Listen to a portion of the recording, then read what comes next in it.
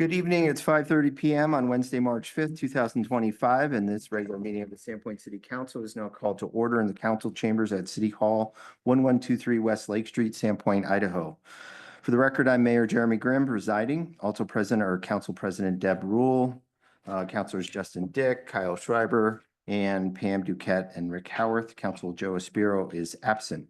Under the city's adopted code of ethics and civility, as the presiding officer, I'm to identify law enforcement personnel serving as sergeant of arms for this evening's meeting. Tonight we have Police Chief Corey Kuhn in the back of the room. If everyone will please stand, we will recite the Pledge of Allegiance.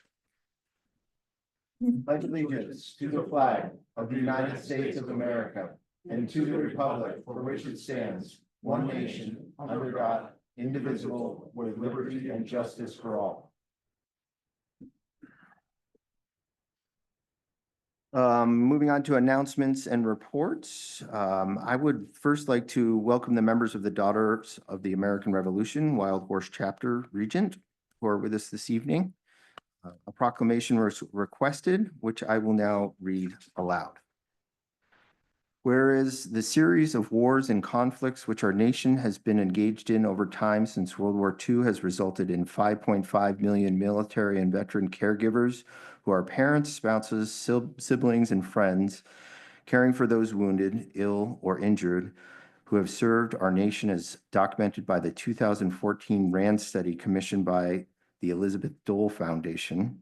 Whereas the daily task of these military and veteran caregivers can include bathing, feeding, dressing, caring for the injured of wounded warriors, administering medicines, providing emotional support, caring for the family and the home, and working outside of home to earn essential income.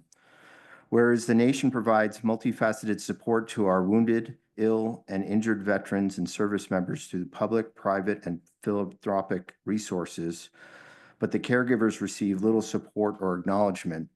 Whereas most military and veteran caregivers consider the challenge of work they do as simply carrying out their civic and patriotic duty without realizing they are in fact caregivers and do not identify themselves as such. Whereas an alarming number of military and veteran caregivers, according to research, are suffering from numerous deliberating mental, physical, emotional effects as a result of their caregiving duties. And whereas the city of Sandpoint desires to recognize and support those who are serving in these vital roles in our own community, now therefore I, Jeremy Grimm, do hereby proclaim the city of Sandpoint's support of military and veteran caregivers in our community and encourage all who care and support veterans and service members in Sandpoint to also recognize and extend that support to their caregivers. Proclaim this 5th day of March, 2025. And with that, is there a representative here to receive this?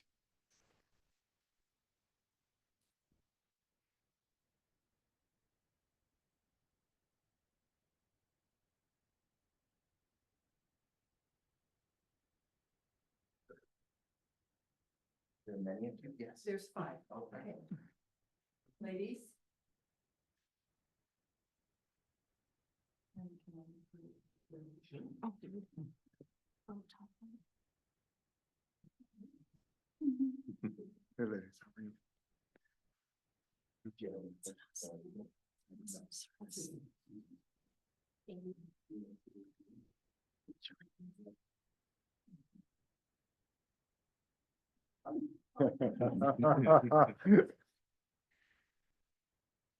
everybody's fine.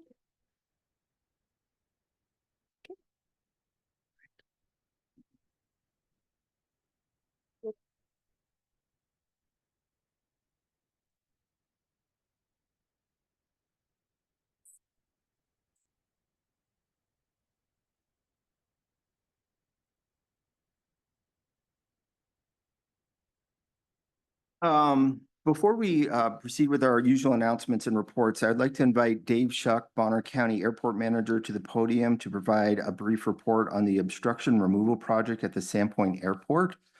If you're not aware, this was a article and a subject that was circulated in some newspapers. So, Mr. Shuck, thank you so much for coming. And can you brief us on what's happening out at the airport? Certainly. Thank you, Mayor. Thank you, councilors, for listening to me tonight. We do have some slides available. I'm almost there. Technologically, just like me. Our goal here is to remove some trees, primarily the ones that are most visible are at the north end of the runway, just southwest of the roundabout on Schweitzer Cutoff Road. And you can see that right kind of in the top center right of that image. There's a hillside alongside Boyer as it heads south off the roundabout. And that hillside is directly in line with the runway, as you can see from this image. And the trees that are on that hillside and at the top of that hillside are growing up into the approach surface that the airplanes fly in and need to have clear when they come into land on that runway. The other portion that we'll be looking at, the most visible portion, will be just to the east of Boyer, right down there in the creek bottom. You can see that kind of teal colored triangle. There are some trees down there, some alder and cottonwood and aspen that will eventually grow up into, some of them are penetrating the surface already, but the others will eventually grow up into that approach surface. In 2021, the county purchased easements over those pieces of property to clear, it's an navigation easement, not a land easement. An navigation easement is where the county has the right then to control the airspace above whatever the defined surface is. And we do that so that we can keep all airports do that, so that we can keep the approaches to the runways and alongside the runways free of obstructions that airplanes may fly into when they're approaching the airport. This is part of that project. We've applied for the grant from the FAA. We anticipate receiving that grant later this year, and the work would actually be completed probably in September. Whenever we're doing tree removal, the plan is to do it after the nesting birds have had a chance to empty their nests. So generally it's late August, but we'll see how the funding is going this year. It could be an interesting year for grants. Yes. Thank you, Mr. Chuck. We'll probably have some questions. I'll just start off. Is it all trees or just trees over a certain diameter or trees of a certain height, trees projected to be over a certain height? It's trees of a certain height, generally by species that would grow up into the area, into the airspace that we're talking about. A number of the trees and shrubs and bushes on that hillside will not need to be removed because they won't grow up into the airspace anyway. It's just the ones that would grow up into the airspace. And we'll be working with city staff on what we can do to stabilize that hillside, including replanting some lower growing species if necessary. That is one of the things that we've done in other areas where we've done this kind of work. Great. Thank you. I would open it up to council questions. Mr. Mayor. Go ahead, Hey, Councilman. Dave, thank you for coming. I appreciate you being here. Over on the east side of Boyer there, as we get down to the creek, can you tell us a little bit about your plans on removing those trees and keeping the machinery out of there? Yeah, since it is a delineated wetland, we'll probably be doing all of that by handwork. Mm-hmm. And we're working with city staff on what that would look like and what those requirements will be. Okay, and now speaking with Eric yesterday, Eric, do you have that slide? Is there a small strip of land? I think it'd be good for the public to see where the heavy equipment would be. And I guess, while you're pulling that up, I'll ask Dave a couple other, it looks like there's approximately 14 days of work to remove the trees on both sides. Is Boyer going to be open for two-way traffic during this, or are you going to have to shut down one? I saw flaggers in the information, but I didn't know if that was going to be shut down, to one lane then. We will have to have one lane shut down Mhm. for the removals on the west side of Boyer Avenue Okay. because those trees will likely be brought down to the roadway and then Gotcha. hauled off. When we do on the east side, if there is if there are tree portions or pieces that need to be removed, we'll probably have to close off one lane on that side as well. Gotcha. And then last question, is there any talk of replacement landscaping with some shrubs or something else that would be there Absolutely. after you remove the trees? Yeah, we'll work with city staff on that, Okay, thank you. whatever the requirements are. And then Eric, if you don't mind showing us where that shoulder is. Counselor Dick, I believe this is the Okay, yeah. drawing that we were looking at yesterday. The area that I believe is a good area to access is, if you can kind of see my cursor here, this little, it's an old kind of service road that went down into that area. It's elevated above the wetland plain, so there's no issues with working in a wetland in that area. And it's likely that a tree crew or tree companies could get trucks down there to work from that location and kind of either pull logs up or load their machines and equipment from there. Perfect. Yeah, I appreciate the care for that in the wetlands. Thank you. Mr. Mayor, You're recognized, Councilwoman. okay, Okay. thank you. Same concern. It is a wetland that has a continuous surface water connection to a water of the United States, which is Lake Pend Oreille. I think it really needs to be carefully thought about before any trees are removed. And it said in the newspaper that there'll be some public outreach because that's a very visible portion of the project. In Sandpoint, the public likes to be involved in the removal of any trees. So I'm kind of curious to know what that might be. Do you know what that outreach would be? We'll probably have, and I brought technical support in the form of one Trey Dale here. He's our engineering consultant. We'll probably have open houses at the airport itself with some displays about what we're going to do and how we're going to go about it so that the public understands what we're doing and get feedback from the public about what needs to be done there. Okay, Any other council questions? thank you. Mr. Mayor. I'll go ahead, Councilman Schreiber. Hi, yeah, just to piggyback on that conversation about protecting that wetland there. On this slide here, it says stump grinding. And you know, I think that might be appropriate on the west side of Boyer, but if possible, perhaps we could leave the stumps on the east side rather than bringing stump grinders down there. One question I did have was, is this part of an effort to accommodate more or bigger aircraft, or is it simply just maintenance for the existing?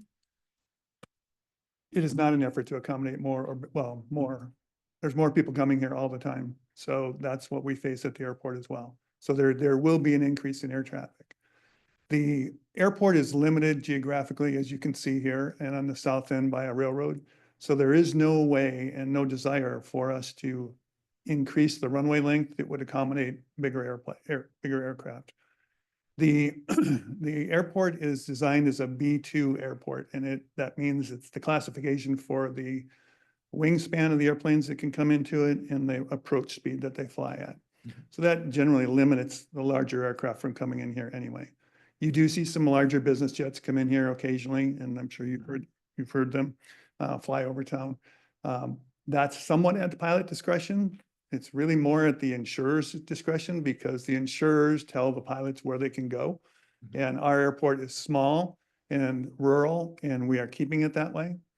There was and it might be interesting for you people to look at, everybody actually in the audience as well, the master plan for the Sandpoint Airport, which is published on Bonner County's website under the Airports Department. And what the master plan does is it looks at a 20-year window of what we think is going to happen in terms of the use for the airport. So we forecast increases in use and we forecast what we can do about those increases and how we can meet that demand. And one of the things that we looked at was, are we going to turn into Sun Valley and Friedman Memorial? Are we going to want to have, you know, G5s and G650s coming in here, large jets? We don't want that. And there's no space at this airport to accommodate that type of traffic. So what we decided, or what the master plan dictated to us, was that there is no economical way to make the airport big enough to support those large aircraft. So what you see coming in here now is the size of aircraft that are going to be allowed to come in here, not by us or the FAA, but by their insurers and their operational specifications. And will it increase in traffic? Sure. There's more cars on the roadway, there's more boats on the lake, there's more people coming here. So you will see more traffic, but not bigger traffic. Thank you. Sure. Any other council questions on this item? I just have one final one. The wood, what happens to it? Is there a way we can donate that to our citizens who heat with wood? You can get back to me. We think we can make that work if that's desirable. A lot of the trees there are Cottonwood, yeah. not great firewood. Yep. But what is there? Yeah, we would like to repurpose as best we can. Okay, well, let's visit about that sometime. Perfect. Thank you, Mr. Shuck. Really appreciate the short notice and the information. Thank you for hearing that. Thank you. Moving on, announcements from mayor and council.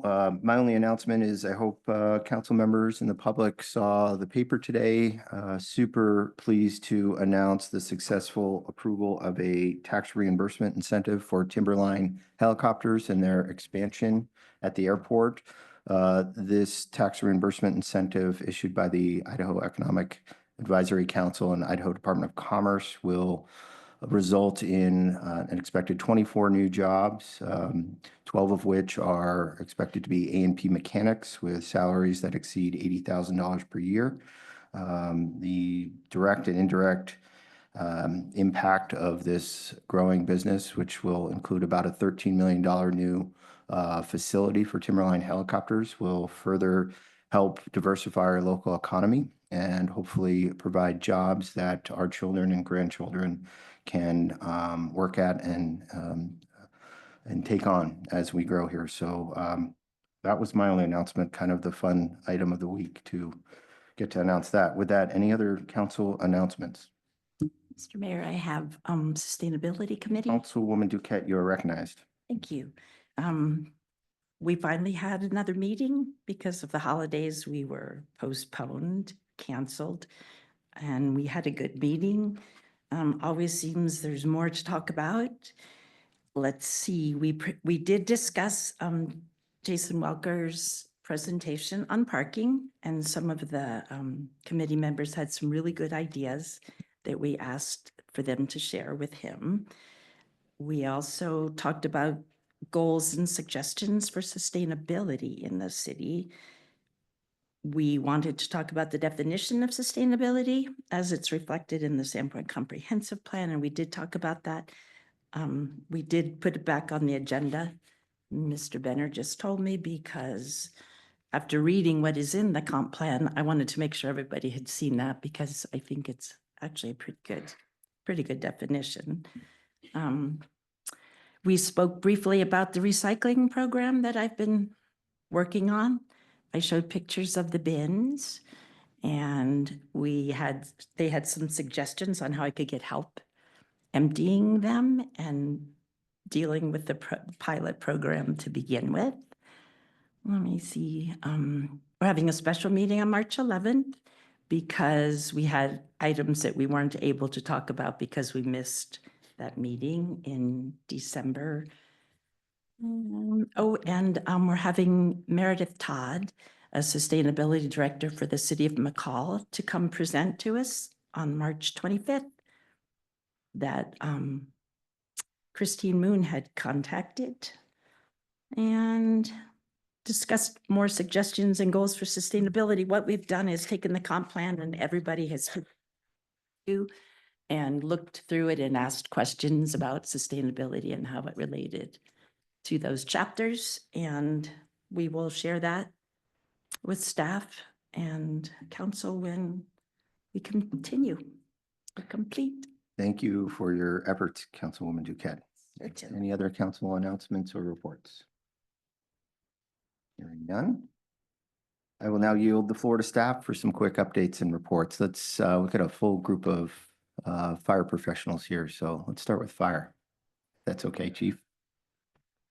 Look at this guy.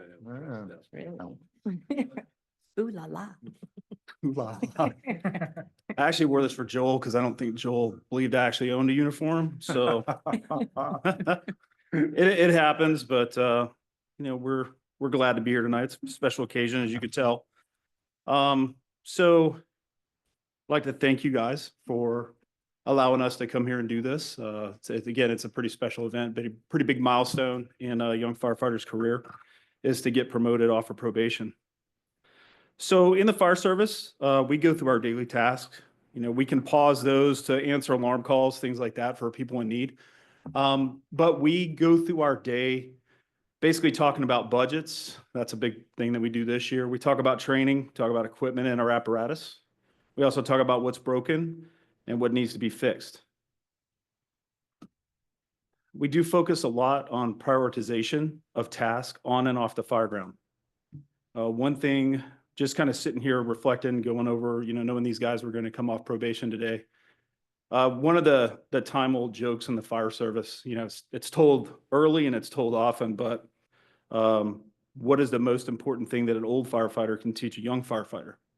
And it's how to become an old firefighter.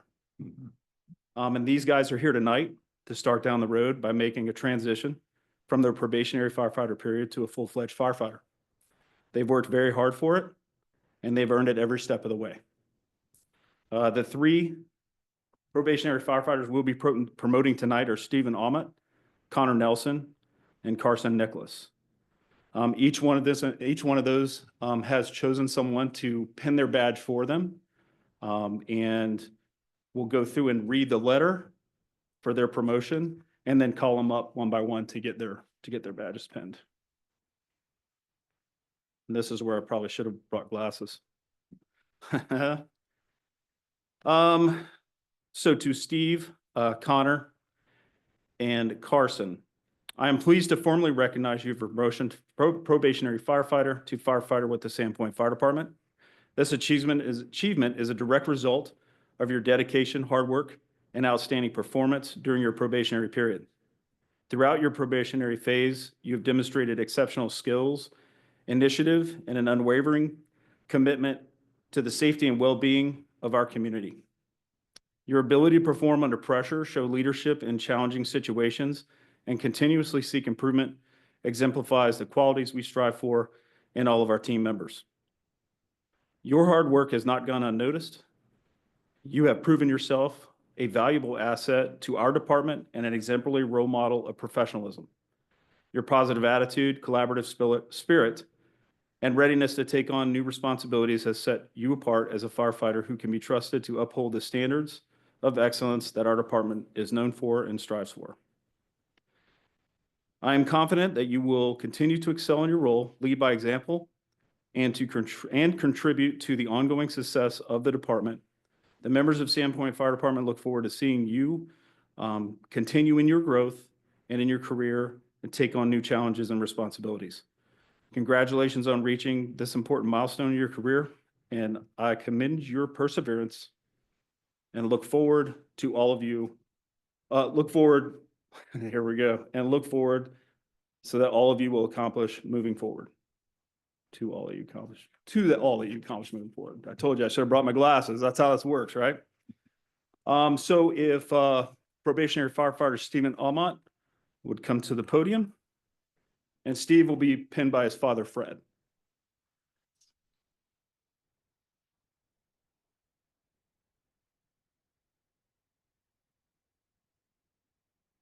Oh, right on the head. Yeah, right. Okay.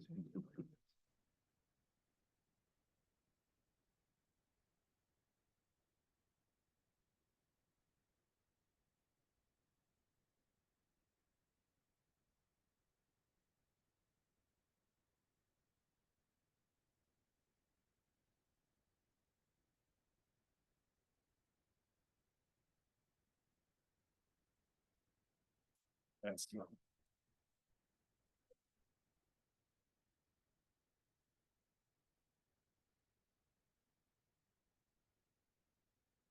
Next is Connor Nelson.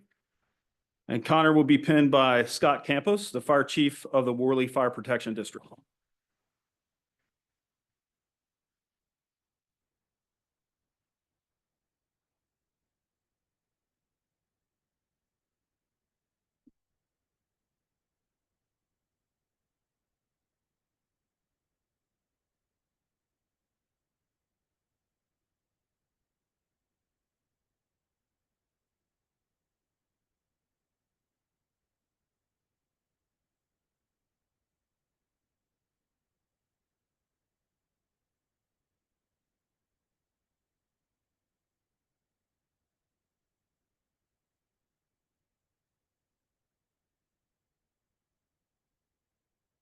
And the last pinning this evening will be Carson Nicholas, and he'll be pinned by his wife, Ellie.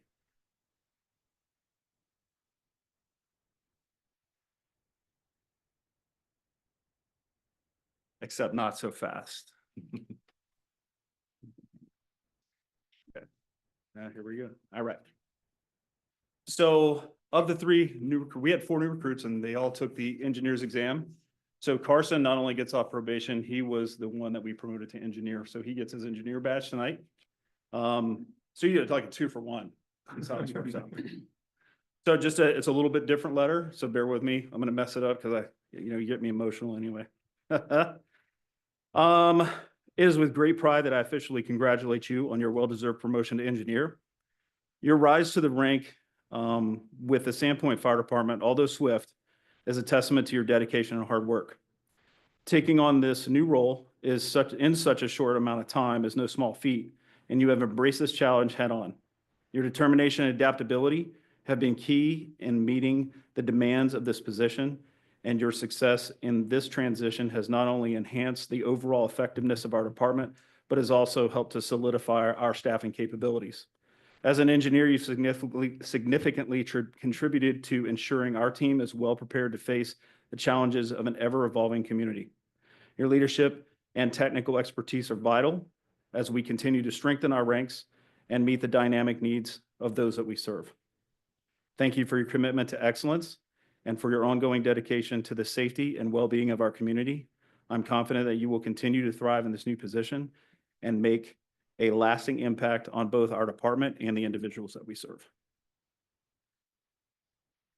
Excellent.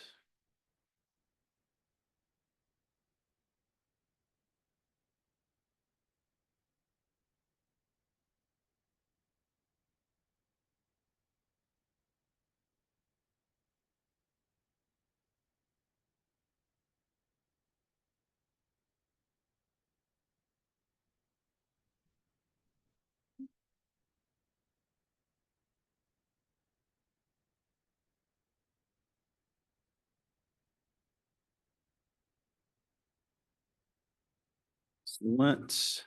Chief, on behalf of the council, the city of Sandpoint, our residents, our businesses, our visitors, thank you and the firemen and women who protect us every day and serve us. No problem. I just have one parting thing to say to our promotees. Once again, congratulations to each of you on your promotions. I look forward to the continued success of our team moving forward.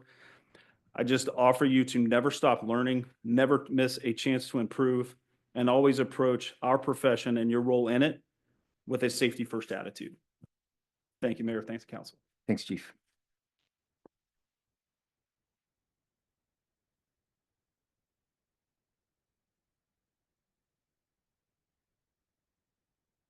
Moving along to other staff reports.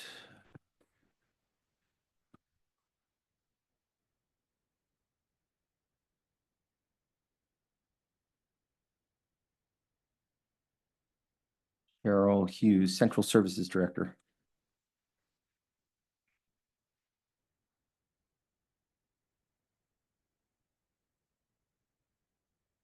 Good evening, Mayor and Councilors. From the Central Services Department, just got a few announcements or updates to provide to you. Safety Fest was held in Post Falls a few weeks ago, and it was hosted by the State Insurance Fund. There was free to attend, and several employees from most departments did across the city attend some classes. So it was definitely a benefit to the city and employees, and picking classes that they felt would best suit them to improve on their safety awareness. The other update is the Avista. I know I spoke about this like every week, it seems, but we have finally finalized the agreement, and it will be being brought to council on the March 19th meeting for consideration for approval. And we're also going to be bringing forward to that same meeting on March 19th, the Senior Center lease amendment for review and consideration for approval to extend their term. And that is really all I have. If council has any questions for Central Services. Just a clarification for me, Ms. Hughes, the Avista, that's the Baldy Mountain lease you're Yes, referencing? sorry, Yeah, that's no the problem. communication site, the new parcel that they developed up there. Any questions for Cheryl from the council? Thank you, Cheryl. Great. Welcome home. You. Holly Ellis, Public Works Director. Good evening, Mayor and Council. Some project updates I'll start with. Cedar Street Reconstruction Project, looking to repave Cedar Street between Lincoln and Division. There is a council workshop scheduled for next Wednesday, March 12th. The downtown parking lot repaving project, our next step is to take that to the Urban Forestry Committee. Their meeting is tomorrow, March 6th at 3 p.m. After that meeting, we plan to start with our outreach, flyers going to the downtown businesses the following week as a, hey, this project's coming. Jason Welker helped me schedule some meetings with the Downtown Business Association, Chambers of Commerce, to make sure that the downtown businesses are aware about the temporary disruption of parking while we're repaving this spring. The wastewater treatment plant open house series continues tomorrow, March 6th at noon until 1. Our topic is the facility plan. The bridge rehab project is ongoing. It's on schedule. They should be wrapping up this month. And this is the bridge over Sand Creek. The lift station projects, we've got 2 reconstruction projects that we're working on. This is a $1.2 million project to replace 2 lift stations, one at City Beach and the other one at the Exxon station on Superior. That project is also on schedule to be completed before June. We also just kicked off a sewer replacement project. This is in the alley between Ruth and Boyer and Pine and Church. There's an alley there that we're replacing a sewer main. So that project will be kicking off this spring as well. Great Northern, the condition of Great Northern is in rough shape right now. If you were to drive it, you would see clay boils and some potholes forming. We've requested that trucks no longer use that route. So you'll see some no truck signs on Great Northern. We do plan to do some emergency rehab work this summer, but it's unfortunate to see the condition that it's in right now. Staff interviews are ongoing for 3 open positions that we have in Public Works, the Public Works tech role, project manager, and the street supervisor position. So we hope to have some new staff here soon. And then finally, my last update is on our public outreach plan. So for capital improvement projects, we are working on a plan so that our public outreach is formalized across our different projects. My next step will be to coordinate with our committees and our committee liaisons to understand better which committees are interested in public works or capital projects, and understand that they'd want to be involved and which projects they might want to be involved. So formalizing that committee process through our public outreach. Thank you, Holly. Any questions for Holly? Thank you. Thanks. See you again in a few minutes. Police Chief Corey Kuhn. Good evening, Mayor and Council. A couple of quick updates. I'll start off with, I sent you all a couple of emails this week. Hopefully that's helpful. Instead of me standing up here and kind of going through stuff, you can hopefully read it, digest it, email me, ask questions to get it out of the way. But just for the public's sake, we handled just over 800 calls the last couple of months. We did a quick comparison to 5 years ago, and then we went back 10 years just to track our trend.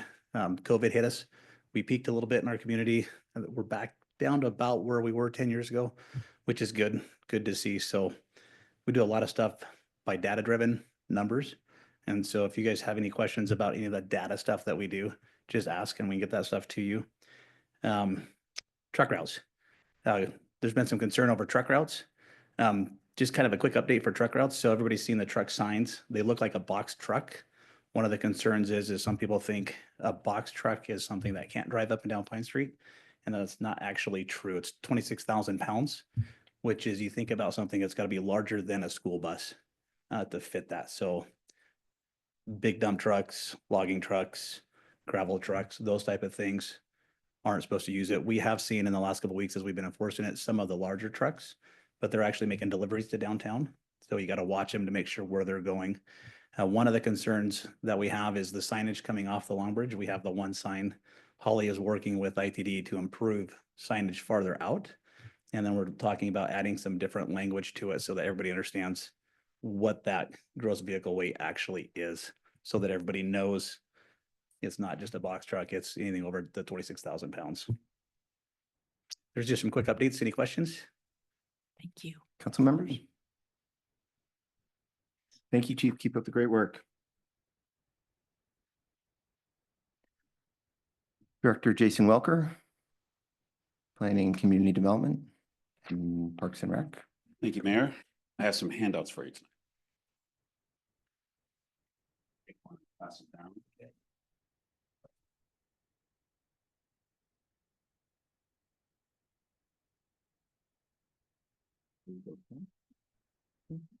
Good evening, councilors. It's been 4 weeks since the last update on the Sports Center, so I thought I'd share some information about the James E. Russell Sports Center with you tonight.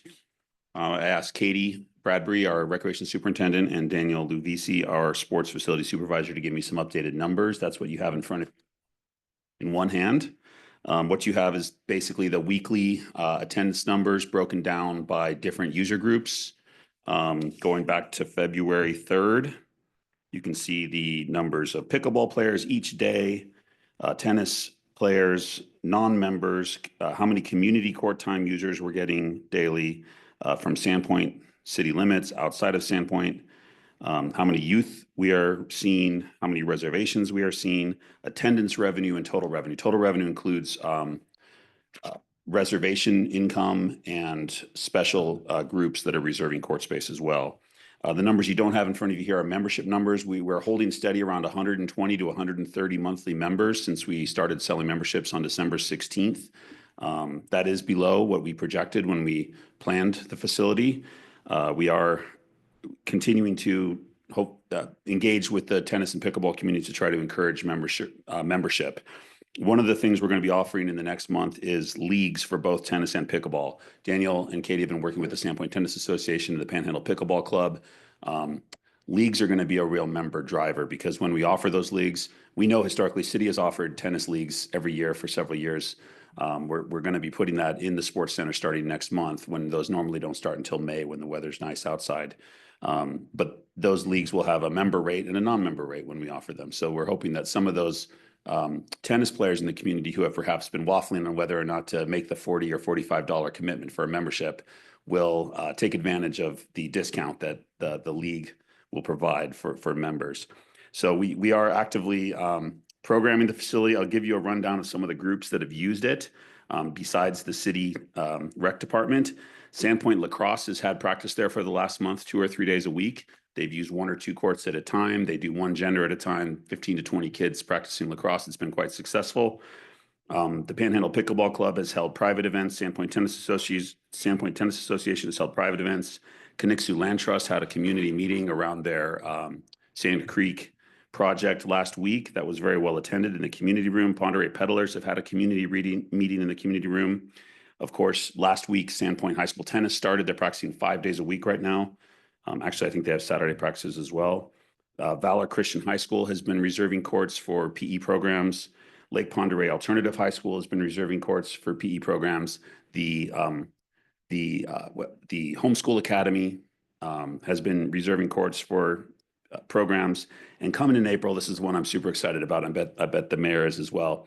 Trout Unlimited will be holding fly fishing classes at the sports center with classroom sessions in the community room and fly casting practice out on the courts. So that's actually a collaboration with the recreation department. They approached us. We're hoping to do some outdoor sessions down on some city property on Sand Creek eventually as well. So fly fishing, indoor fly fishing lessons is going to be kind of cool. So the revenue, you'll see that we're averaging around $2,000 a week in user fees. That's around $8,000 a month. Membership adds around another $5,000 a month. So we're earning around $13,000 a month. I will say that's below what we anticipated and what we would hope for. The good news is the weather warms, the costs of operating the facility are going to go down. Utilities are shockingly high every month. That number kind of blows my mind, gas and electric. But additionally, as the weather warms and we see more court users playing outside, we're just going to be open less at the sports center. We're going to start scaling back. We might close a couple days a week, pare the staffing levels down because we just don't need to be open when the preferred area for play is outside on the free tennis courts and pickleball courts that we have in town. So we do hope to see some of these numbers come into balance, but of course, as people move outside, revenues are going to go down in the sports center as well. So it's been a challenge for sure, operating this as a business, which we are required to do, but it's a challenge I actually enjoy. Because government would be boring if it weren't challenging. I have some other updates for you outside of the recreation world. A big one is the development impact fee study. That is ongoing. The team from Tischler Bice out of Boise will be here April 7th and 8th. They will not be meeting with you in person that week, but they will be meeting with the Development Impact Fee Advisory Council, which is basically planning and zoning plus a couple other citizen representatives. They will also be meeting with departments to go over the preliminary fees that they've developed for our updated fee schedule. The goal is to have the final development impact fee study and fee schedule ready to include with our fiscal year 25-26 fee schedule update later this spring and this summer. So you'll likely be hearing an update from our consultants at the April 16th council meeting. They'll join us via Zoom, of course, because they won't be in town at that time. Wanted to give you a little update on the parking management plan that we are working on. I'd say February was categorized by community engagement through 5 different commission meetings, presentations to 5 different times of commission meetings and committee meetings. March is going to be business outreach month. So Holly mentioned that there's some engagement with the business community coming up next Thursday. Holly and I will be presenting to the Chamber of Commerce at their monthly meeting at Marigold Bistro. And then the following Thursday in these chambers right here, we're going to have a special meeting with the Downtown Business Association. That's a group of around 37 downtown business owners. And we are inviting them to invite other business owners because we'd like to see a really large representation of downtown businesses to come in here. We'll do a presentation. We'll have a discussion about how a parking management plan can best serve the business community downtown, both in terms of where their employees will park, but also perhaps more importantly, where their customers will park, and how paid parking or perhaps shuffling around some of the parking limitations on our street parking to make it easier for downtown business employees to park on the street without having to get out every 2 or 3 hours and move their cars around. So there are several proposals being explored with the police chief, with the mayor, about how we might optimize our parking facilities downtown. Just to remind you, we have around 1,600 public parking spaces in our downtown core, including the off-street and on-street parking. The latest draft of the proposal considers combining the downtown business employee and downtown resident parking passes. I'm not sure if you were aware of those pass options, extending time limits at City Beach for city resident pass holders, and extending the all-day street parking zone onto additional streets to incentivize downtown employees to leave scarce First, Second, and Third Avenue 2-hour and 3-hour stalls available for downtown shoppers. I've drafted a survey. The mayor's given me a lot of feedback on it. It's still in the draft phase. I am engaging with Keoki Press about an outreach plan for how to actually get that survey to Sandpoint residents that aren't on Facebook or maybe don't check the city website, which is probably 90% of Sandpoint residents. So we're looking at possibly doing a mailer with a postcard with a link to the survey, or possibly even doing a paper survey that people can complete, or having it in City Hall for people to come in and complete. So we're hoping to get surveys out before the end of this month. I just want to share a couple interesting things that we've learned on this journey and this process of working on a parking management plan. The mayor and I have learned that this is by no means the first time that paid parking at City Beach has been explored. According to former city council member and city clerk Helen Newton, paid parking at City Beach has been discussed at least 5 times over the last 50 years. In fact, the article from 1982 that I put in front of you tonight refers to, in the highlighted section, the possible outcome of the failure of a recreation district tax proposal that went to the voters that December. Back then, the city understood that maintaining parks and recreation amenities that were largely used by non-city residents would require buy-in from non-city residents. We had crumbling recreation infrastructure 43 years ago, and several citizens in Sandpoint put together an initiative to allow Bonner County residents to choose to join a taxing district to help maintain parks and recreation facilities in Sandpoint. That tax failed miserably at the ballot. Bonner County residents overwhelmingly rejected the opportunity to help pay for city recreation infrastructure. Here we are 43 years later. There have been multiple efforts over those decades to implement a user fee at City Beach. Those have failed. And according to Helen, one of the reasons they failed was this challenge of enforcement and the perception that at least 2, possibly 4 full-time employees would be needed to enforce paid parking at City Beach. That was an obstacle that was not believed to be overcome. In the preparation of this plan, we have looked into technologies. Today is not 1982. There are frictionless virtual enforcement systems available today. No gates. How do you regulate who pays and who doesn't without gates? I'll just give you a little preview of how this would work. We've talked about license plate readers. Anybody with a pass, first of all, anybody who's driven into Seattle on the 520 bridge knows what I'm about to say. This is the bridge between Seattle and Bellevue, Washington. You can drive that right now. You don't have to be in the system, and a week later, you'll get a bill in the mail for your toll. It's a toll bridge. If you're in the system, you don't pay anything. It's basically how City Beach would work or how the city parking lot might work under a frictionless virtual enforcement system. Anybody with a parking pass, city residents who have their parking pass providing, most of their parking needs would enter, they'd exit. They'd never know that there was any difference between City Beach now and City Beach in the future. Tourists who don't have a pass, they enter. 15 minutes later, the clock starts ticking. You get 15 minutes free. If they ignore all the signs everywhere that say pay terminal here, there's kiosks around the parking lot where you enter your license plate. If they ignore those, they are in violation. When they leave, the system knows they have not paid their parking fees. They'll be sent a ticket, just like I get sent a toll whenever I drive across the 520 bridge. If they have paid, the license plate knows, the reader knows that they paid. They leave, they paid for the time that they were there. So we are looking for a technology solution here that doesn't involve human enforcement, a solution that allows Bonner County residents and tourists and visitors from other states and other countries to help contribute to the infrastructure that for 50 years we've known needs additional funding mechanisms. City Beach has not seen an improvement project, and it's visible in the state of the parking lot. It's visible in the state of the boat ramp, the boat launches, the docks themselves, the perimeter pathway around the park. These things have been neglected for 4 decades since the city took over maintenance of them from the Lions Club in the 80s. So I just put that article in front of you. When the tax failed at the ballot, the quote, and I just love that this article was written by Chris Bessler. The mayor and I are going on to Chris Bessler's radio show next week. Here he is, 43 years later, still doing journalism in Sandpoint. So kudos to Chris and the Daily Bee, who has been crushing it for decades. The defeat means that the people who reacted against a new tax will end up paying user fees, a possible beach fee, and making donations that will end up costing them more than the new tax. Okay, we're not asking anybody to pay a tax today.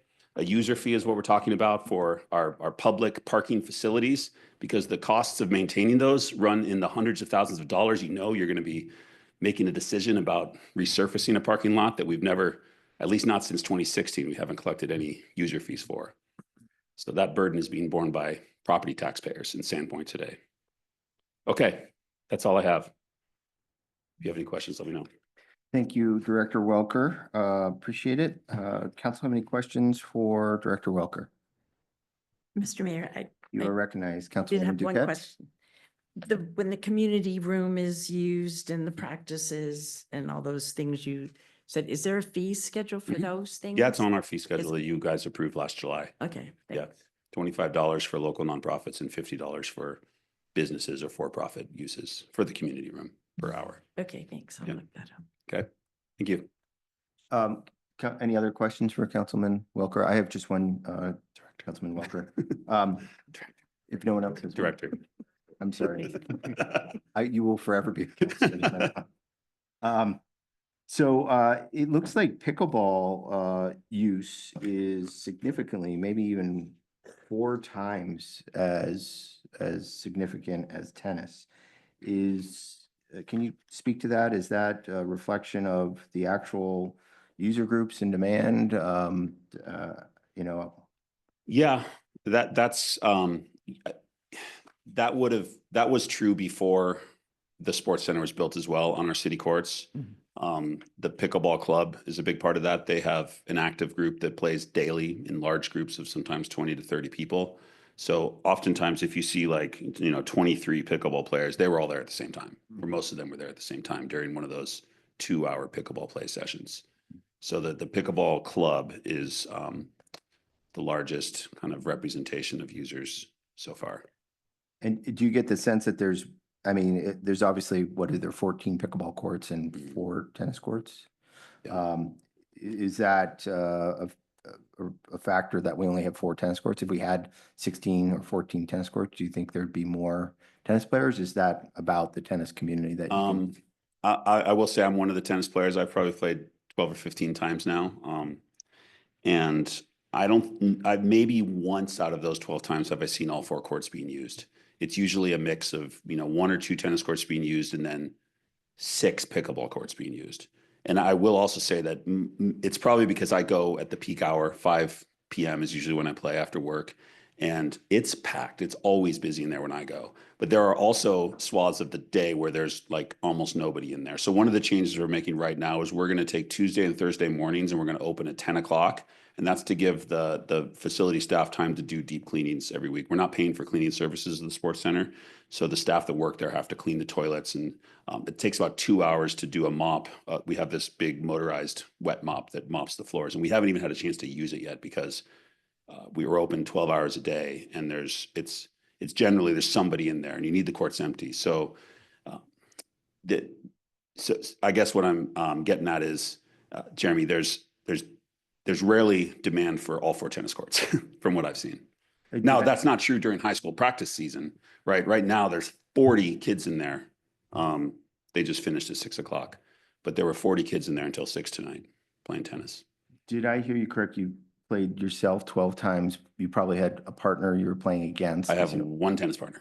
So 20, am I correct in understanding that, say, for the week of February 3rd through the 9th, we had 45 tennis members, and you and your partner? If I played twice that week, I would have been 2 of those. Yeah. So 24 of the month of February, about 180 members, 24 of those, you and your partner represent more than 10% of the total tennis use? Is that, I know, just gross, my 12 gross assumption. my 12 rounds of tennis have been over 3 months, Okay. since December 16th. Yeah.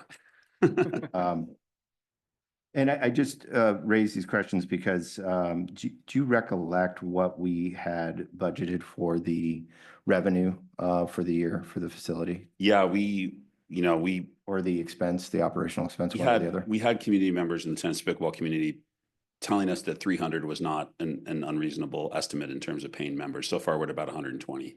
So the base membership revenue is half of what we had budgeted. So the total, budgeted revenue for a year was around $240,000. We're on track to do about half of that right now. And I imagine that the expense side of that is not hugely dependent on utilization. That's just like the base operating cost. Yeah, for the opening fixed doors. costs, I mean, you're talking minimum 3,000 a month in utility bills right now. So that's our big kind of ongoing fixed cost, and then it's mostly the labor costs beyond that. So, but labor costs we can reduce, and we do that by opening less in the summer when there's less demand. Although that's an assumption, we don't know for sure. If we see these numbers maintained, we'll adjust our employment levels based on what our numbers are. I will also say one of the updates I wanted to provide you is that we finally launched RecTrack last week, and that has been a huge improvement. Users now have punch cards. And when I say punch cards, it's like a little Safeway card that you would scan when you go to the checkout. So when you walk in now, most users are not having to fiddle around with manually entering credit card numbers in the machine like we were doing under the old system. Walk in, you just swipe there's a little scanner on the front desk, boom, go straight to your court. It takes no time. And we're you can hoping that reserve on the phone. you can yeah. reserve courts online now. It's going to be an auto renewal for members now. So for every new member, they don't have to renew at the end of the month. It'll auto renew, and you have to opt out if you want to cancel your membership. And those are the kind of things that gyms always do. I see the charge for my gym next door on my credit card every month. And I'm like, should have gone to the gym more, right? But I don't cancel because as long as I'm paying it, I have a motivation to go. So we want to see people invest in the sports center. And that's what a membership is. And are you and your staff looking at options for maybe a 6-month minimum membership or anything? Right now it's month to month. You only have to buy a month membership. Is that- It's, you get a 2-month discount if you sign up for a year, or you sign up for a year and pay monthly. So you either pay for your whole year ahead of time and get 2 months free, or you pay monthly and you, And cancel anytime. yeah. Council, I'm asking these questions because, and feel free to reach out to me outside of the meeting, but this first year, I said at the opening, we've never done this before. We're going to learn some things, but this year's budget for this facility borrowed heavily against some of our reserves for Parks and Rec. And we've kind of put ourselves out there to fund it this year, but we're going to have to figure out and really, I think, support our staff and think creatively of how this facility runs. As I told some of the staff members this week, you know, my perspective, citizens care about their toilets flushing, their water turning on, the police coming, the fire coming, the roads being paved. Planning, arts, culture, sports and rec are secondary priorities, but we don't even have enough money to do the first 5 at the level we want. So this great gift that's been presented to our community, we can't allow it to become a further drain on our insufficient resources. So I would encourage all of you to bring this facility up on your radar in terms of helping me and helping staff. Think of creative ways, monitor it, ask good questions so that we can keep this available to the public in its current format. I will just say it's an awesome facility. It really is. I mean, people who get in there and use it, it's been open for walking for over a month now. And every time I'm there are people just walking around the perimeter. You see people kind of stretching in the corners, like they don't even have a paddle or a racket in their hand. And then you just see them walking around. And that's been a really cool thing during these kind of cold, dark months. The community core times are packed. That there's a plus side and downside to that, right? Those are people who are playing for free. And we want that. That's something we wanted. It's a community space. If you're a city resident, you know, there's a benefit that allows you to use it. But the idea there was that a lot of or some of those people would see the value in it and decide to invest in it after getting that kind of free sample. So maybe we have to scale back the community core times to every other day in the future. There might be something there just to kind of nudge more people to help us maintain the facility with the membership.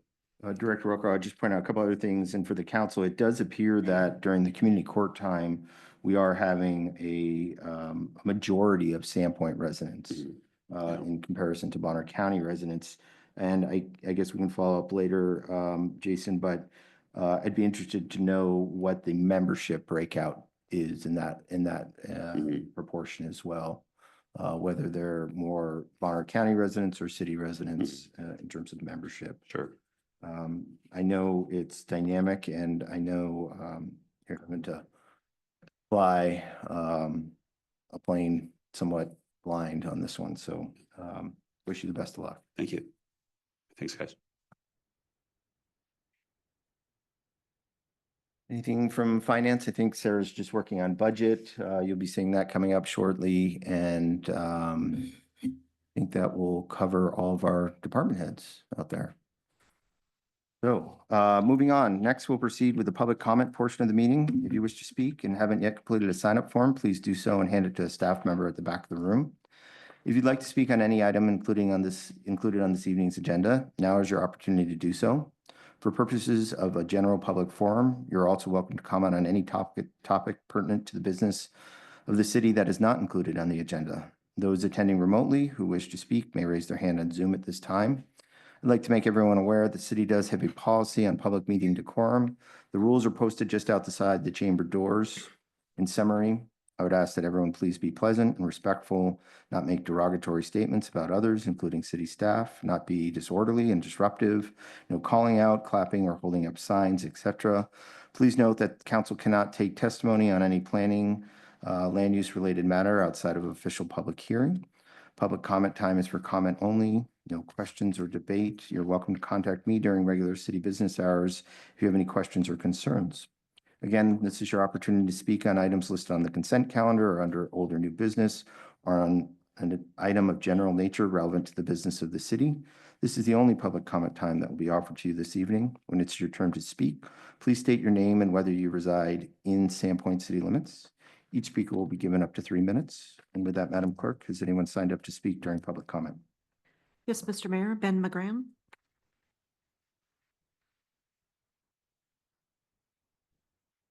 Good evening, Mayor, council members. My name is Ben McGran. I am a resident of Dover. I appreciate the opportunity to speak with you this evening. I'm here as a project manager and an owner's representative on behalf of Averill Hospitality, the owner of the Best Western Edgewater, to provide an update on the hotel redevelopment project. As you can imagine, projects like this on this scale are complex. Where we begin is not always where we end. Since the conditional use permit approval in July of 2024, our team has encountered site challenges, refined our design, and carefully considered public feedback. As a result, we have adjusted the project scope. The hotel is now planned to feature 99 hotel rooms and approximately 31 independently owned units participating in a hotel managed rental program for a total of 130 rooms. This is a 51 room less than the CUP approved 181 rooms.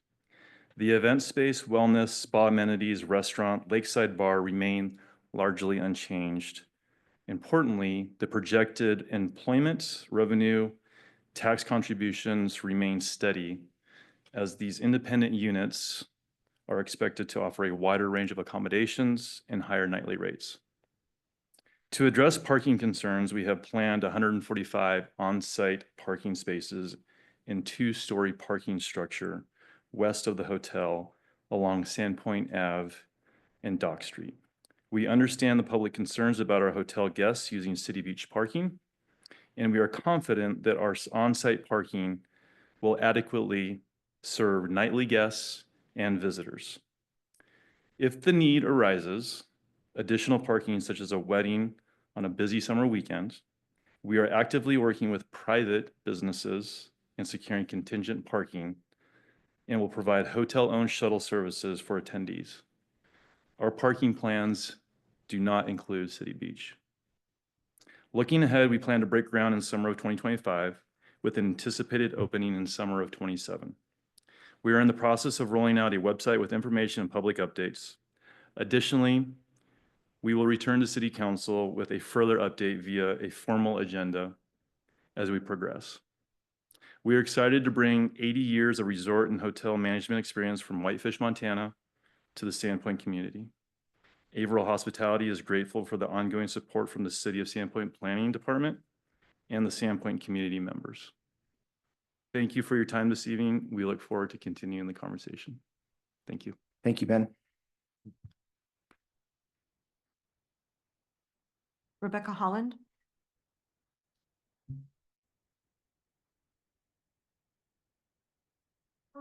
Good evening, Ms. Holland. Good to see you in person. Thank you. Good evening, council. And hi, Jeremy, Mayor Jeremy. Okay, I just jotting those numbers down. So that's 115 parking spots and for 93 rooms, 21 condos, and that leaves 10 left for the public at the restaurant, et cetera. I don't know. Okay. Hi.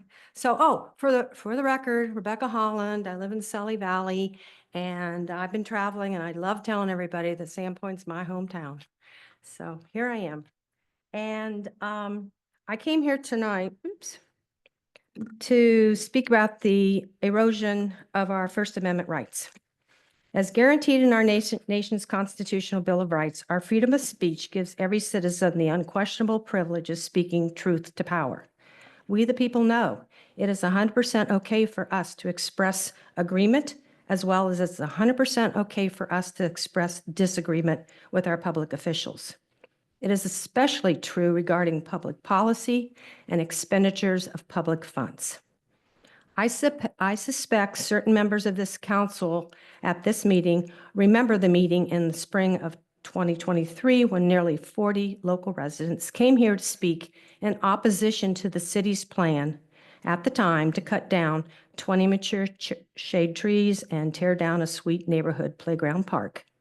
Notably, the first person, Helen Newton, our very distinguished retired city clerk, was immediately shut down, using a newly adopted decorum ordinance as the tool. In that same meeting, I was escorted away from this podium by the Sergeant at Arms when I tried to present a petition with over 300 local signatures opposed to the poor location choice for this Russell building. Need I remind you, First Amendment rights includes freedom of petition. Whoops, my screen. Okay.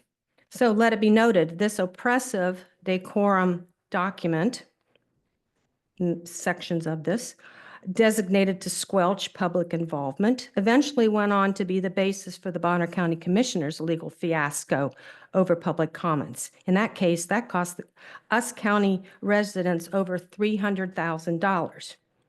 You know, at some point, I wish somebody would thank me for not suing the city. I was told I had a case, a good one.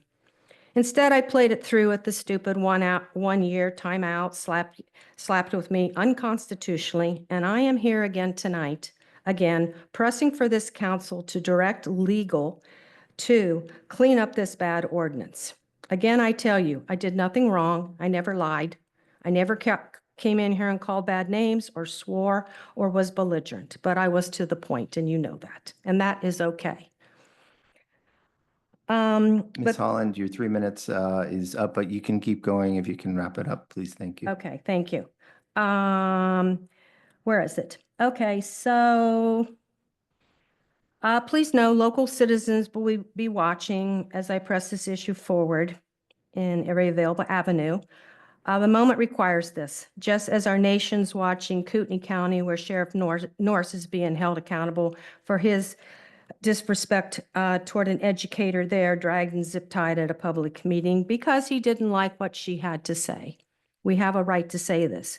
So let's get this done. I'll wrap this up, I promise. This is far more important, I think, to the citizens of this city than really paving parking lots or beautifying downtown.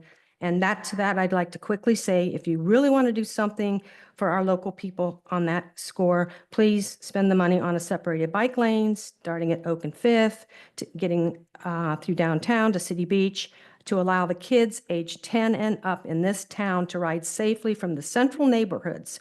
The groundwork was set for that. And it's part of your agenda tonight as you go on. So please take that into account.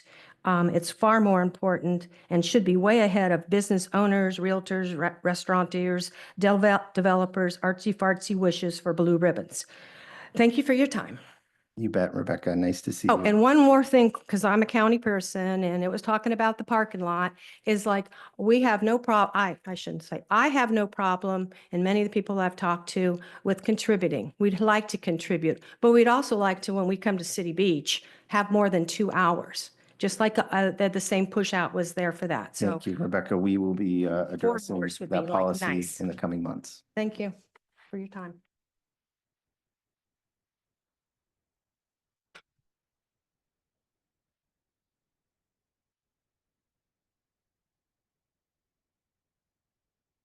Mr. Mayor, I'm not aware of anyone else who wishes to speak during general public comment time. Thank you, Madam Clerk. That will conclude the public comment portion of this evening's meeting. We'll now proceed with the consent calendar. For the record, the total amount of bills is $973,350.07, reflecting $200,050.95 for regular payables and $773,299.12 for payroll. Council, do you have any questions, or are there any items you wish to remove from the consent calendar?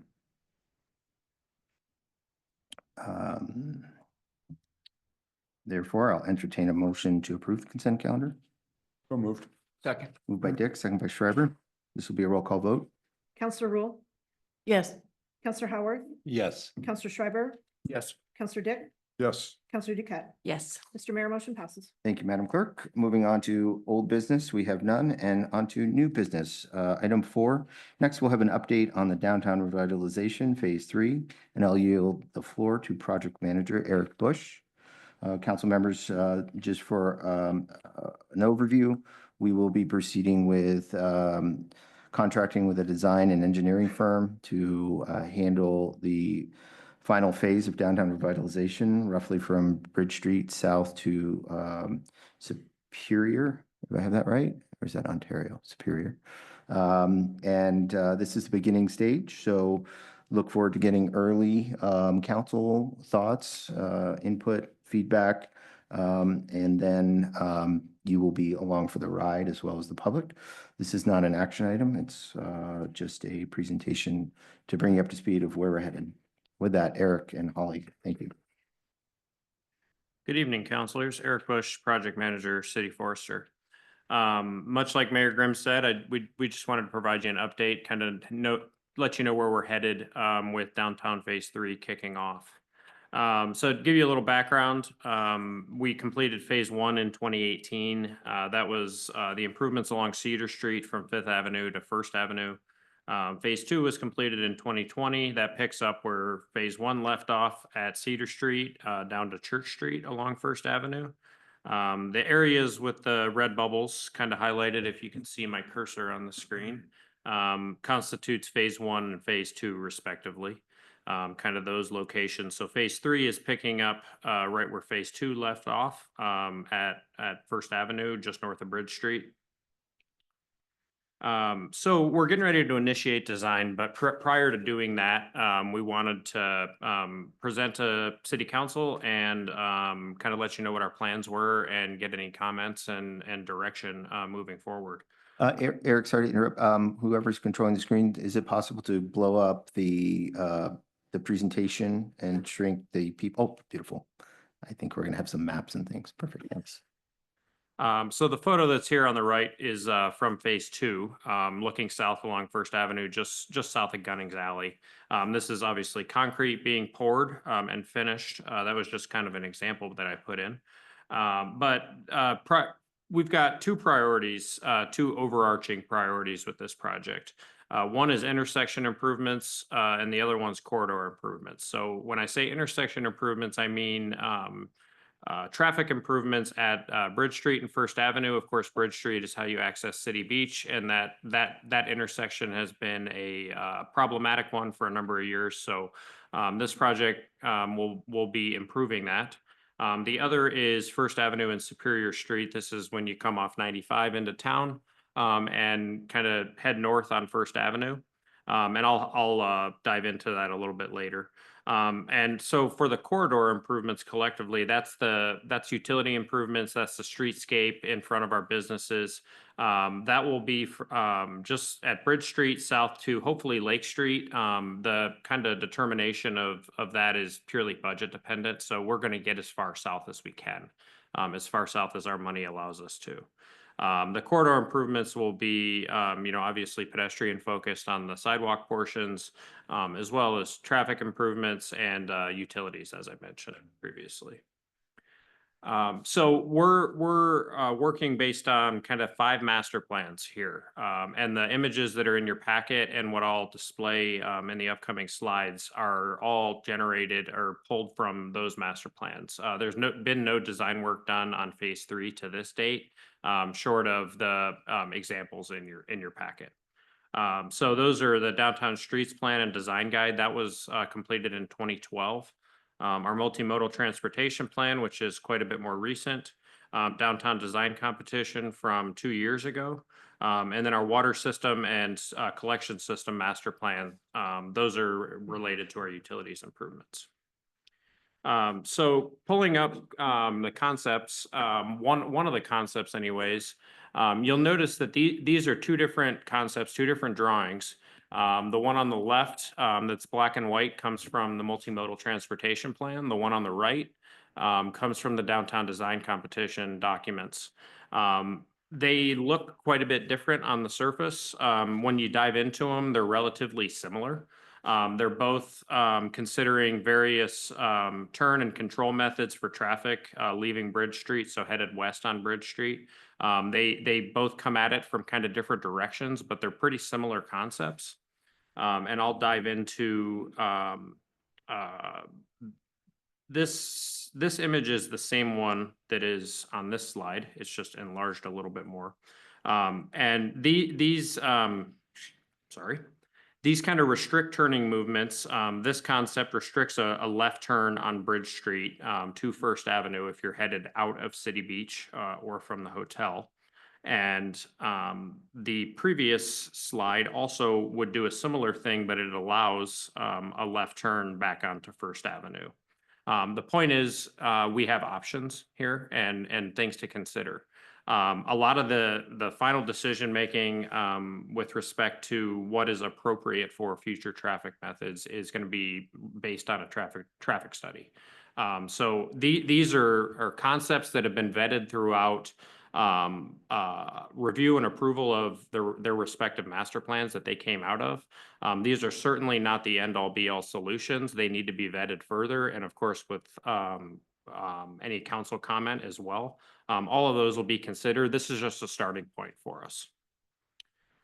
The other kind of long-term concept alternative, this would be kind of a phase 4 of downtown.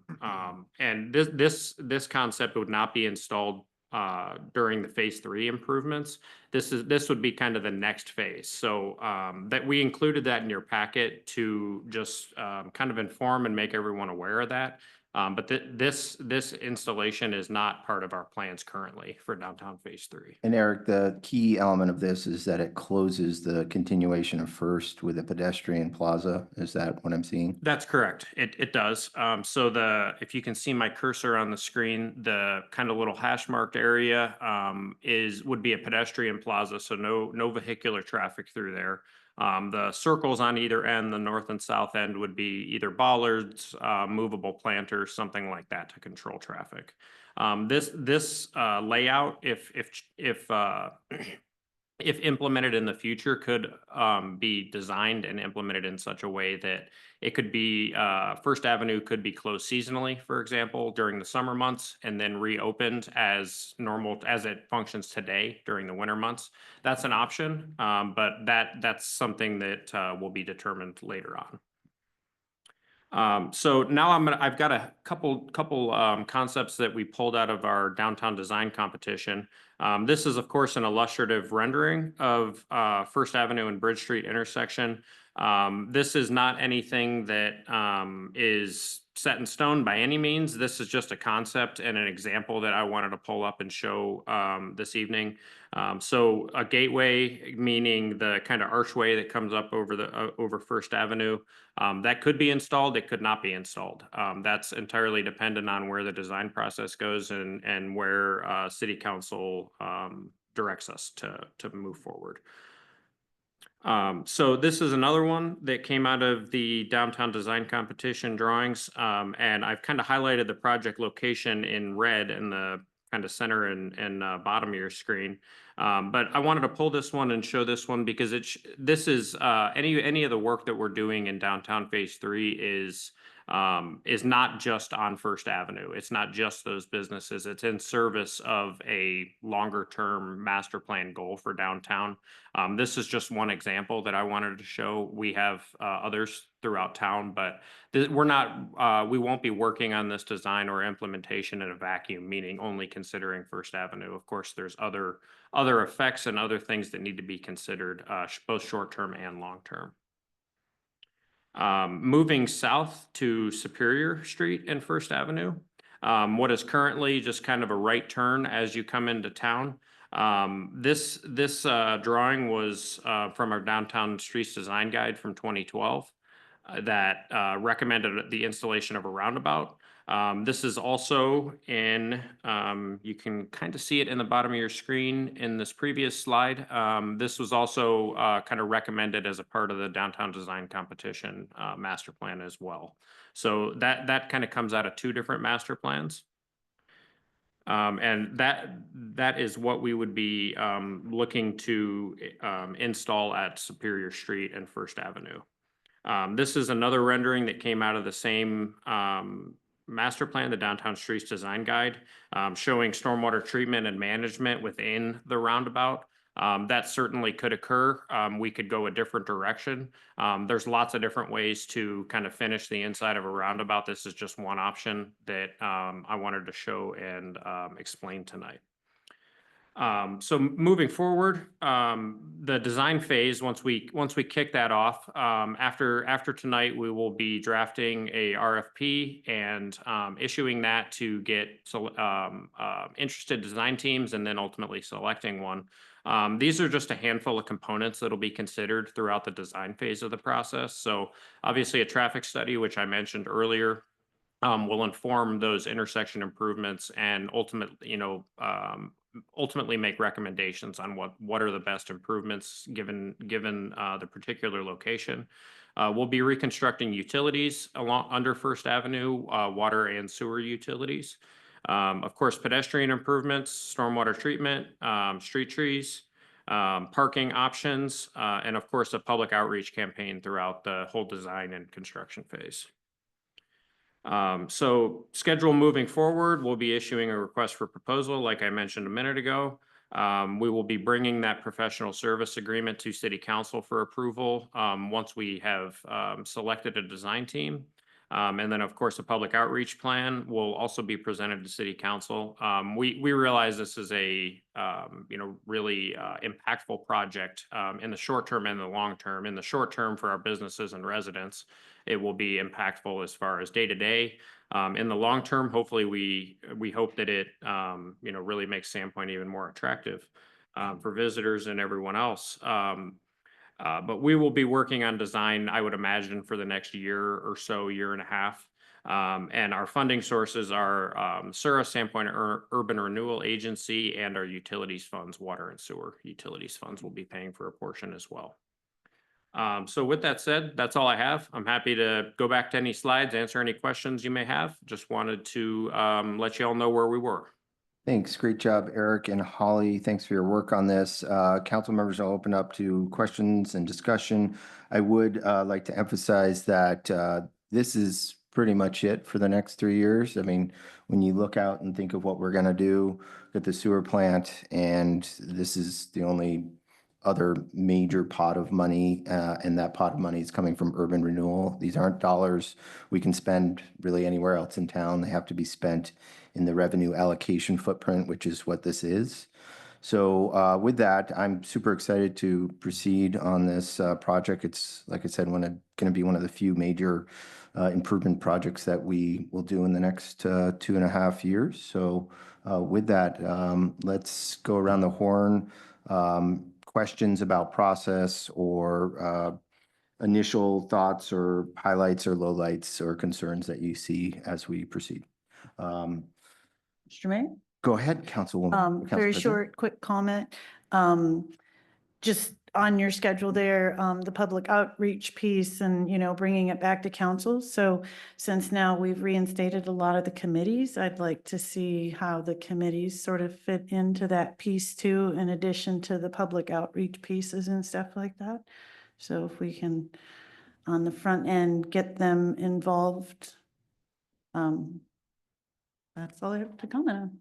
Thank you, Council President Roll. Thank you. We will certainly do that. Other council members have comments, thoughts, concerns, ideas? Mr. Mayor. Go ahead, Councilman Hey, Dick. Eric, would you mind pulling up the short-term fix at Bridge and First?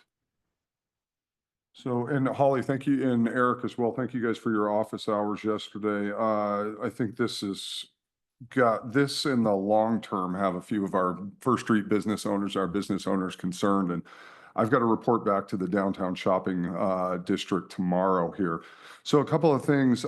We've got the angled parking in front. With the angled parking versus the parallel, are we going to lose any parking spaces? I don't know the actual number. Obviously, that depends on the final design. But under this layout, if we chose this layout or some iteration similar to this, we would likely gain a few spaces downtown.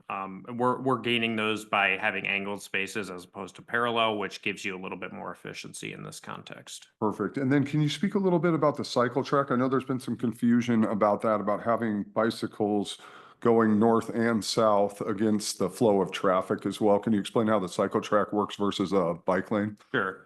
So a cycle track, at least the way I understand it, would be think of it as kind of a mini street. So it would be protected, meaning a curb or bollards or something similar to that, which would be kind of separate from the main course of travel. So in a normal scenario, bicyclists ride with the flow of traffic. So if you're going north, you're riding a bicycle north. If you're going south, you're riding it on the southbound lane. On the system that Councilor Dick was referencing, that is because you are not in the plane of the road, you have a separated, protected area. You do not have to direct bikes to follow the same path of travel as a vehicle would. So if you think about it as a mini street, that's the best way to kind of wrap your head around it. Perfect, thank you. And then those barriers that you've got to prevent the left-hand turn can be removed seasonally Sure. as well too. Sure. And we talked a little bit about potential, even in the summertime after 8 o'clock, there's not a lot of walking traffic south of Church Street where potentially a sign might be appropriate, an hourly sign that we could investigate that you could make a left-hand turn out of there if those barriers weren't up. That's certainly an option. There's, as far as the actual planters or bollards, if you go with the bollard system, if you think about, like some federal buildings, I've seen retractable bollards. I've never installed those. I'm certain they're probably pretty expensive, but there are systems like that available. There's also other systems we could consider. So the point is we have options and all of those things are great, kind of points when we get a design team on board to task them with right off the bat. And, we want to consider all of these different options and minimize our impact on, folks trying to get through town. Perfect. And then secondly, would you pull up the long-term concept here? Because I think this is what's got most of our First Street businesses concerned with the shutdown here. Now, assuming that we had this pedestrian walkway that was blocked off by the bollards, this is assuming that we would have a stoplight on Pine Street, correct? That's correct. And then that would then reroute traffic and then it's going to flow however it flows to get back onto First Street, right? Correct. Okay.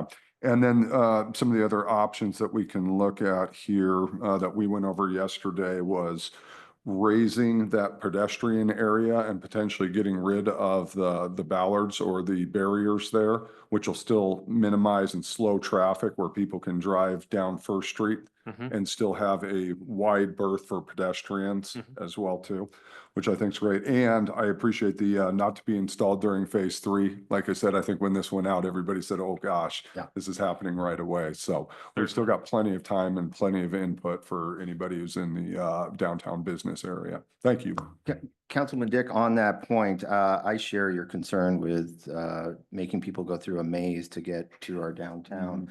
We could probably even do a quick level of interest in potentially removing this as an option. I would certainly be one to support that.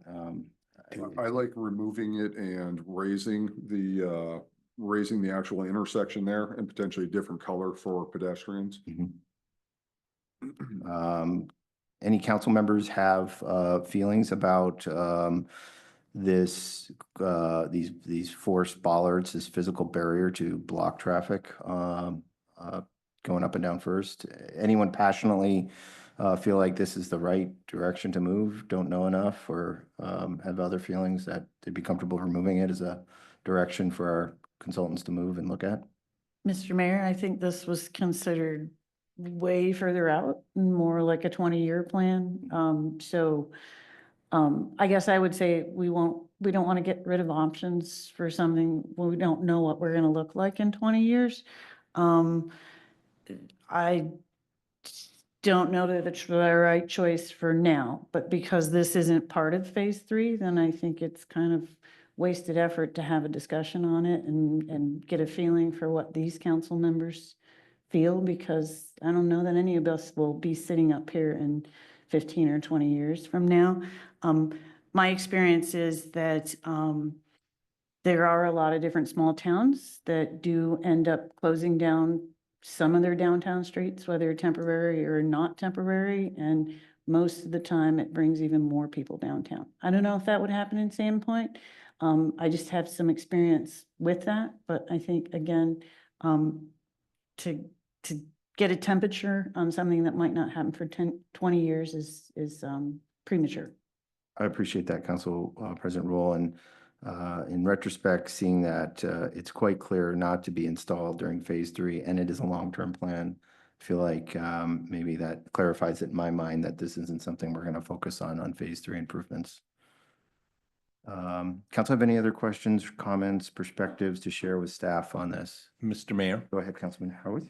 just a couple of comments. I think we all recognize that Bridge and First is a very complex intersection, and I think that is deserving of a lot of detail. Nobody's happy with how it works today. As I looked at the two options you've shown me there, I'm concerned on both of those, but so I'm just making my comments public so that as we get into the design, we really think about that intersection. The other one is on the other slide that you showed us with the angled parking or the straight in, the angle obviously is easier to get in and out. For all of this in downtown, I have a heartburn with thinking about the people coming off of City Beach on Bridge Street, wanting to turn right, but yet you also have traffic coming straight. You cannot see that traffic coming straight until you're pulled way past those crosswalks. We've got to figure a way, whether it's a stop sign, a stop light, something that those people turning right don't have to pull clear out into the intersection to be able to see the oncoming traffic from the left. We just got to figure a way to manage that. So as we design, please consider that. I also encourage us to be diligent in our design, but let's not over design. We have a tendency in this town to like very elaborate, expensive designs. The waterfront revitalization is a great example of that. You guys all rejected that, or the new administration said we can't afford that. Let's go make sure that when we do designs that they're cost effective as well. Nice, but cost effective. You can do both. We don't have to get elaborate and expensive to go make our town beautiful as well. So I'm looking forward to the designs. Thank you for bringing the ideas forward for us to begin to think about this. I think we can dramatically improve the beauty of Sandpoint as we come into town, and I look forward to that. Thank you, Councilman Howarth. Appreciate it. Other council members? Mr. Mayor, Councilwoman Duquette. a few things. I love the idea of seasonal closures for traffic downtown for walking. And I have talked to some of the businesses that would probably think it's a good idea at some point. I'm not sure if that's the plan. I have an issue with showing pieces of the design competition because we did take that off the implementation table, I believe. That might get people a little roused. Building codes. When are we, how does this fit all in? Because that's a big issue. Yeah, this is the streetscape, of course, obviously the public right of way.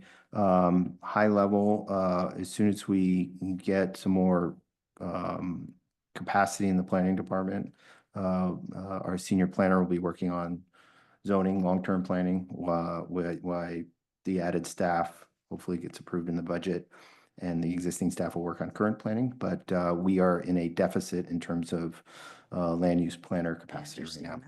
Just like that corner lot, it's hard to figure out how to make turns in roads if we don't know what's. I will say that we are proceeding, you see that bright line? Can you highlight the wall line? And Eric and Holly, you want to just brief the council on what's happening right there right now? Sure. Counselors, just last week, we engaged Welch Comer on kind of another set of design, meaning we received a couple concepts from Welch Comer for the wall design earlier this year, or late last year, excuse me. And we engaged them for construction documents for that wall just last week. I had a meeting with them earlier today, kind of getting them going. So we will have that wall designed and installed hopefully early this summer. I'm sorry, the retaining wall at the vacant property at the corner of Bridge Street and First Street.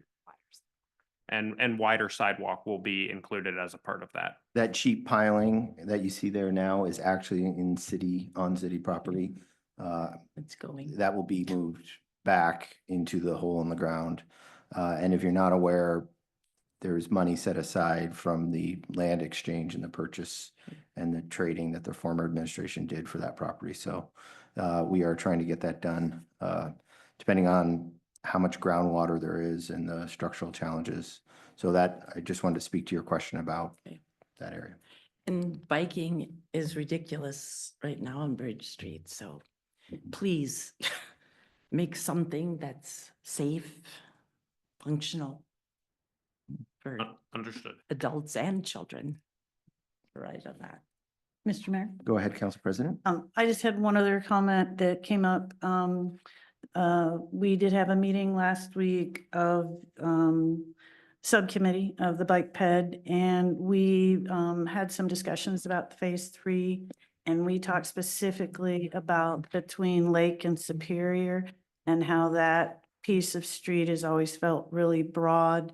And we were hoping that that would match the rest of the street, since it's no longer a part of a state street. It's now become a city street. And so other options were floated as that maybe there's diagonal parking that goes down there and we gain more downtown parking spots. There's the road is narrowed like it is much more in front of the businesses.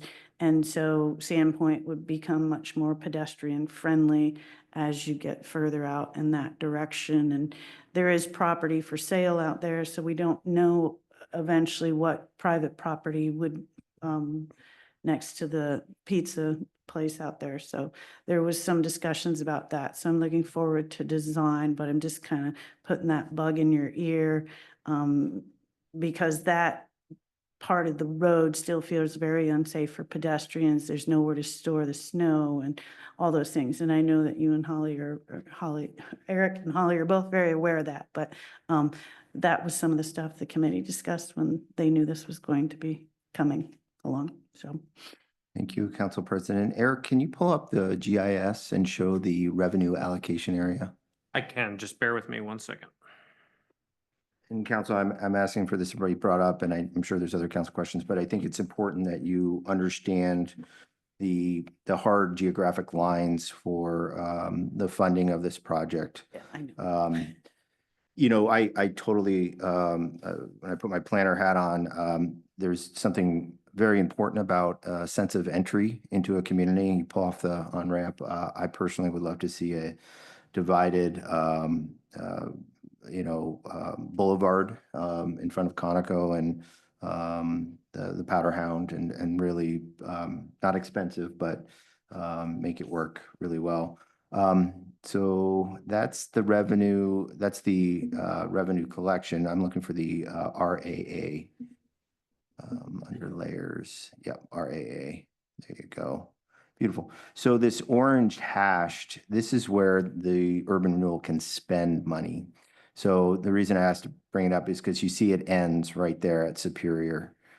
So in terms of funding, we can't spend SUR dollars on, I guess, did you call it Lake?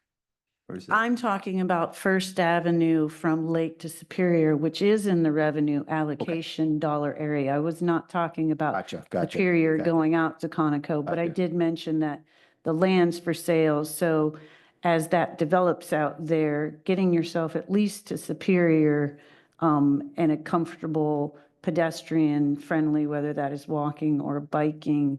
And then, of course, yes, who knows what will happen with that other piece over time. Well, But that was my point, is thank that you. even in front of Community Hall, that's a big part of Sandpoint. And potentially if there was diagonal parking, that would accommodate many more people down there and so on and so forth. Yeah, and thank you for that clarification. I misunderstood, but I still relevant. I bring this up because I'm hopeful that we might be able to do Superior from First all the way through Conoco by applying for, there's something called a community, well, there was, we'll see if it still exists, community development block grants that we fund at Idaho Commerce for downtown revitalization that could help us carry that through. So, and I'll also mention that there are active parties looking at developing due west of the Powder Hound right now, that vacant lot. So just more background of what's happening down there. Any other council questions or comments? Mr. Mayor? Councilwoman Shriver. Got a lot. I'll try to keep it brief and just catch you guys later, but couple things. So the downtown waterfront design competition shows focus on the east side of First Avenue, south of Pine. And I guess my preference would be to focus on the west side because the east side has parking lots and their, I think, law offices, but not typical storefronts that would benefit from pedestrians. Whereas the west side, you have restaurants, you have storefronts, and then, of course, the community hall, which would be beneficial to have pedestrian access to. So if we're looking at budget and wondering how to spend it, I would focus on the west side rather than trying to make both sides symmetrical and carry it all the way down. In terms of the roundabout, that intersection is insane. I can't believe there's not more accidents there, but somehow it seems to work. Looking at this map, it appears to be outside of the revenue area. Am I correct on that? That's correct. Okay, so that would not be funded through urban renewal dollars. Correct. Okay, so is that still being considered part of this project, even though? It's going to be, revenue dependent. So that's where the current limit on community development block grants is 500,000. We are looking at raising that at Department of Commerce, but we would have to scramble and put together. This project could potentially qualify for 2 if it's phased right, 2 community development block grants. But we'll have to look at other monies to do anything outside of that hashed orange area. Okay, so for this design that we're discussing right now, we're not going to be designing in a roundabout because it would not be part of the project? Well, if we don't design for it, we can't very well get funding for it. So I think we will have to blend and partition some of the design dollars from our existing budget, a small portion for anything that would go outside of the hashed area. Okay. Mr. Mayor, just to add, think- this project, as far as the funding will be a challenge on this entire project. So we'd like to do all of these intersections, this entire corridor, but as we get into design, we'll dial in on these costs and we'll have to make some decisions on what we can and can't afford. So more to come on it. Sure. I was just trying to clarify if we're sticking solely to the urban renewal dollars or if we are talking about spending some general fund as well. Because I did see a couple other spots that were in the design. For example, at Bridge and First on the southeast corner, it shows the parking moving from storefront out to the street and then the sidewalk moving to storefront, which would be private property. Are we talking about acquiring right away there? Again, that's outside of the urban renewal area, so that would be from general funds that we'd be buying. Yeah, right away? I don't anticipate buying any right of way. We don't have a whole lot of general funds. So Yeah, I imagine that's pretty valuable property. Yeah. Yeah. So I guess I do like the setup of First Avenue north of this project area, how it alternates back and forth between parallel on one side and diagonal on the other, and creates that chicane effect that has some traffic calming qualities. And so I think it might be a good idea to continue that to the south, which would put angled parking on the west side. And perhaps we can just leave the parallel parking that exists on the east side. One or more of the documents show sort of an exaggerated plaza area at First and Pine, which I think might be a mistake. I don't see a lot of people wanting to congregate at possibly the busiest intersection in downtown, particularly if we end up putting a light there at some point. I think that might be a dangerous place to spend a lot of money to create a plaza and then have nobody really feel comfortable. I know I've eaten at that restaurant across the street there and been in the middle of a conversation that got interrupted by somebody coal rolling past. So just some thoughts there, but In terms of,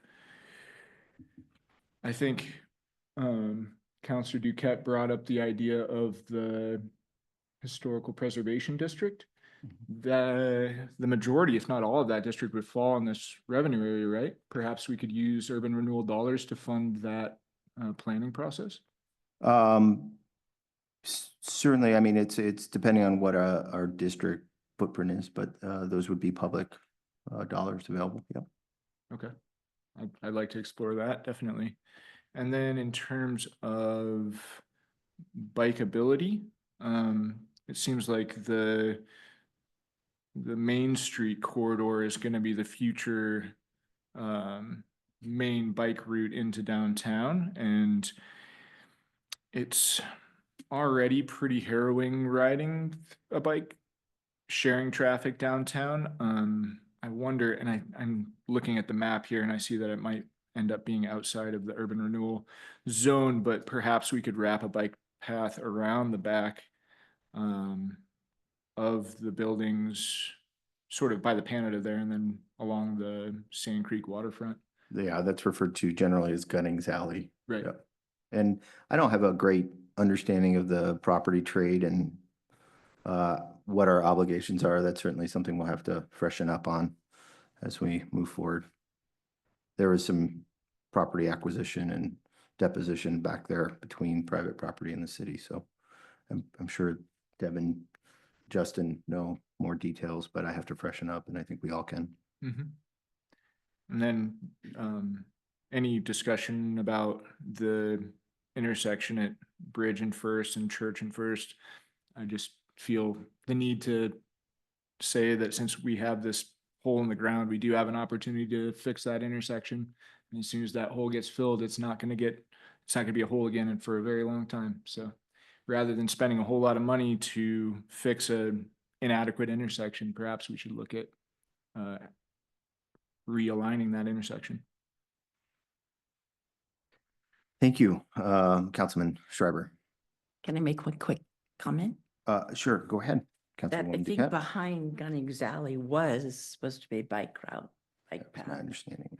and which makes good sense. And keeping traffic out of town, parking rides or parking bikes are still my cheering for. You'll have an opportunity to support the spot buses and their services. second moving that. forward. Council members, we have a fair amount of work to do in an executive session. Hearing no other comments, I will conclude this item. The final item on the agenda is an executive session. I'll now entertain a motion to convene an executive session pursuant to Idaho Code Section 742061D to consider records that are exempt from disclosure as provided in Chapter 1, Title 74 of Idaho Code, and Section 742061F to communicate with legal counsel to discuss the legal ramifications of legal options for pending litigation or controversy not yet being litigated but imminently likely to be litigated. Is there a motion? So moved. Second? Second. Motion by Dick, second by Rule. This will be a roll call vote. Counselor Schreiber, Yes. Counselor Duquette, Yes. Counselor Howard, Yes. Counselor Dick, Yes. Counselor Rule. Yes. Mr. Mayor, motion passes. Thank you, Madam Clerk. Those not participating in the executive session are asked to please exit the room and building at this time. The meeting and record and remote online attendance will now end. Thank you, everyone, sincerely for attending this public event. Short-term plan, take that out.